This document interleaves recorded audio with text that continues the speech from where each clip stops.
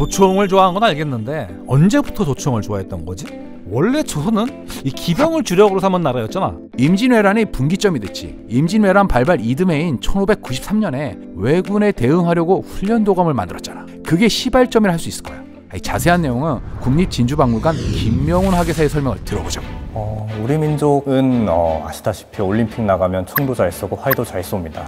우스갯소리로는 원거리 공격에 특화된 민족이라고도 하죠. 과거부터 각궁처럼 굉장히 뛰어난 활들도 많이 쐈고 당연히 명중률도 굉장히 높았었습니다. 자연스럽게 이제 조총이 등장하게 되면서 활보다 더 효율적이고 파괴력이 강한 조총이 등장하게 되면서 조선 사람들은 조총에 더욱더 집착하게 되었고요. 물론 조총이 있다고 해서 사이수나 사수 그리고 기병들을 포기했다는 얘기는 아니고요. 오히려 기병 같은 경우는 이제 효종 때 국보를 진행하거나 할 때 더욱더 증강되었고, 영조 때 이제 이인제인 안에서는 이제 기병이 큰 활약을 벌이기도 했습니다. 하지만 결국에 주력 병종은 조총수가 됐다는 건 확실하고요. 왜 이렇게 조총에 집착을 했냐? 조총 같은 경우는 이제 굉장히 파괴력이 강하면서도 일반 사람들도 쉽게 배울 수 있는 무기였습니다. 그리고 기존에 조선 자체가 화약 무기를 굉장히 잘 운영했던 나라, 그리고 발전시켰던 나라이기 때문에 거부감 없이 받아들일 수 있었고요. 조선의 조총병의 이런 비율 같은 경우는 너무 극단적으로 조총수가 많은 비율을 보이고 있는데요. 아무래도 기존의 기병 전술, 유지비가 굉장히 많이 들고 조총 같은 경우는 그에 비해서 유지비는 적으나 효과는 확실했던 것 같기 때문에 이런 식으로 좀 병종의 구성이 바뀌었던 것 같습니다. 그렇지. 기병은 비싸지. 당장 말을 먹이는 것 자체가 일이었지. 이 조선시대 왕이 타는 말이나 수레를 관리하던 사복시의 기록을 보면 큰 말은 콩 한 말, 작은 말은 콩 반 말을 먹어. 한 말은 조선 정기 기준으로 6리터 정도였어. 말을 먹이는 것부터가 경제적 부담이었어. 훈련도관 선수병 체제는 사이수, 사수, 호수 이렇게 세 가지 병종으로 구성되어 있는데요. 결국 조선 후기 주력이 되었던 건 조총수입니다.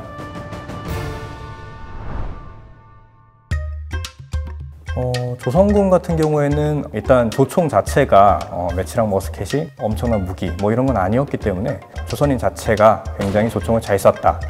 듣고 보니까 이 조선군은 조준 사격을 기본으로 했다는 얘긴데 매치랑 머스켓으로 이 만족할 만한 수준의 그 명중률을 기대할 수 있나?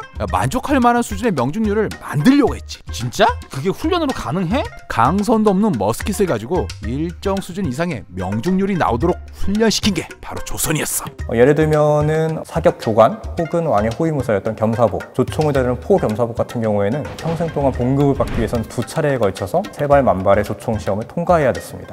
그것부터가 굉장한 능력을 가지고 있었다.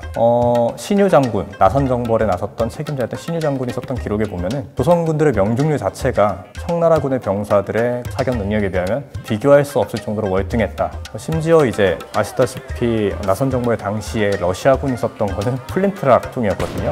플린트락 총과 비등비등하게 싸웠다. 군대 간의 수천 명 간의 전투는 아니었지만 게릴라전에서도 충분히 위용을 발휘할 수 있었다는 점에서 조선인들의 사격술의 우수함을 볼 수 있겠습니다. 서양 같은 경우에는 기병들이 많이 발전해 있었기 때문에 그 기병들에게 적합하게 대응을 하고자 하면 밀집한 대형 속에서 밀제 사격을 통해서 그들을 제압하는 방법이 가장 효율적이었을 겁니다. 스페인의 테르시오가 이 기병을 막기 위해 만든 거였잖아. 매체랑 머스켓의 전술하면 이 천머리로 떠올리는 건데 조선도 이 기병 대신에 조총을 주력으로 사용했다면 집단 전술은 개발 안 했나? 조총이 있는데 집단 사격을 안 했을 리 없지. 장전 시간이 길면 여러 정을 두고 교대로 쏘게 한다는 개념은 동서양을 막론하고 다들 떠올렸지. 사람 생각이란 게 다 거기서 거기거든. 일단은 그 기록, 그러니까 병학진암에 나와 있는 조총 윤방도를 보면서 설명이 가능할 것 같네요. 이 책은 병학진암이라는 책인데요. 18세기 후반에 기존에 있던 기호신서의 내용을 종합해서 축약한 책입니다. 이 책이 중요하게 여겨지는 것은 기존에 있었던 조선군의 전술 그리고 전략들이 잘 정리되어 있었다는 점뿐만 아니라 오단 발사에 대한 기록이 그림과 함께 이렇게 남아있기 때문입니다.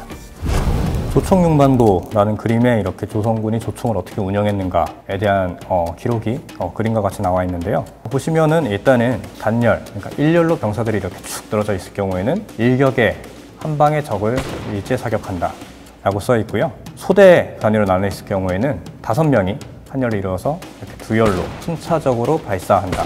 맨 앞에 5열 횡대 2열이 있는 겁니다. 거방, 즉 발사하는 조총수가 2명이 나와 있고요. 뒤에 있는 이제 대장이 뒤에서 사격을 통제하고 있습니다. 뒤에는 방장, 장전하고 있는 사수들이 대기하고 있고요. 뒤에는 공자, 총이 베었다는 뜻이죠. 발사를 했다는 뜻입니다. 그 다음에 포자, 이게 배부를 포이기 때문에 장전이 다 완료되었다. 즉 이렇게 쏘는 사람, 장전하는 사람, 쏜 사람과 장전이 된 사람 5열이 나누어져서 순차적으로 조총을 발포하게 되는 시스템이 있었던 것이죠.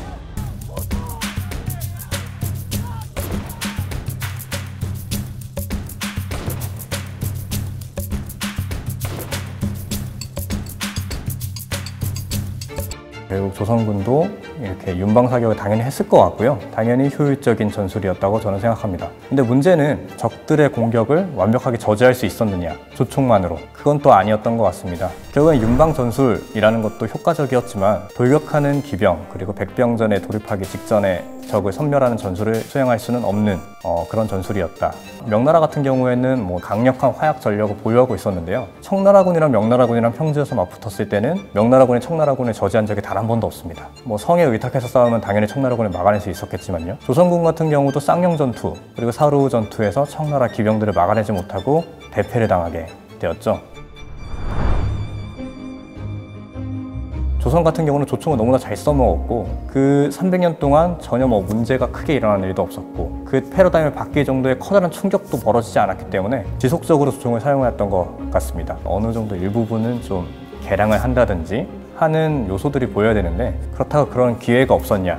또 아닙니다. 우리는 사실 나선정 볼 때 이미 플린트락 한정을 들여온 적이 있었고요. 소위 가성비라고 불리는 요소 때문에 이렇게 포기했다라고 되어 있지만 개발해서 썼었더라면 훨씬 더 국방력이 진일보하지 않았을까, 그리고 더 앞으로 더 나아갈 수 있지 않았을까 하는 아쉬움은 진하게 좀 듭니다.